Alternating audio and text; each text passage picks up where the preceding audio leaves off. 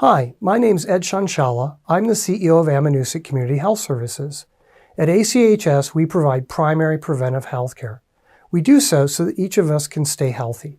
Why each of us stay healthy is a very personal and unique story. The following is a personal and unique story of one of our friends, families, or neighbors and why they stay healthy. So I started smoking cigarettes when I was 13 years old. I am now 45. And I think I haven't smoked for a little over 5 years now. I had tried many things over the years to quit smoking. I had tried cessation classes, audio tapes, chewing gum, nicotine patches. I had professional hypnotherapy. And for some reason, although I was able to quit during my pregnancies for the most part, I really struggled. And I had spoken to my nurse practitioner here several times about it, and unfortunately just had never been able to quit. In 2014, I lost my mother to emphysema that she had been a smoker. Well, I had come to Nicole, was my nurse practitioner here and is my nurse practitioner here still, and just begged for Chantix, which was a medication that had been out for a little while. And some people were finding it really, really helpful to quit smoking.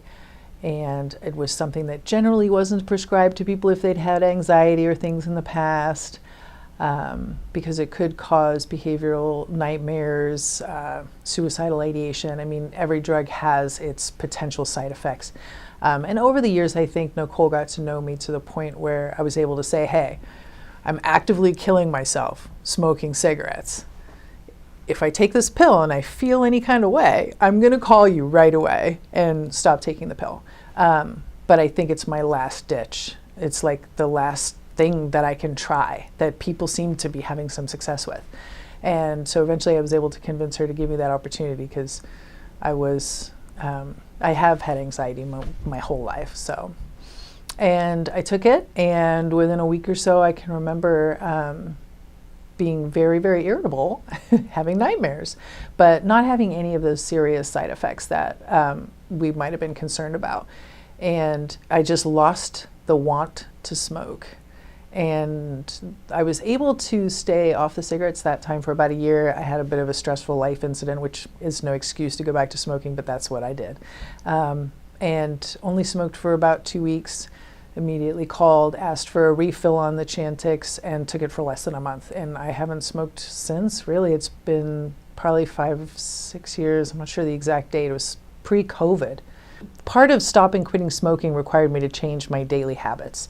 And so those routines that I used to have, where I would drive to Dunkin' Donuts and then have a cigarette after the kids weren't in the car anymore on the way to work, and those routines all changed. So I stopped having those daily morning coffees, which saved me a fortune, by the way. I did the math on cigarettes and coffees for the year. It was a lot.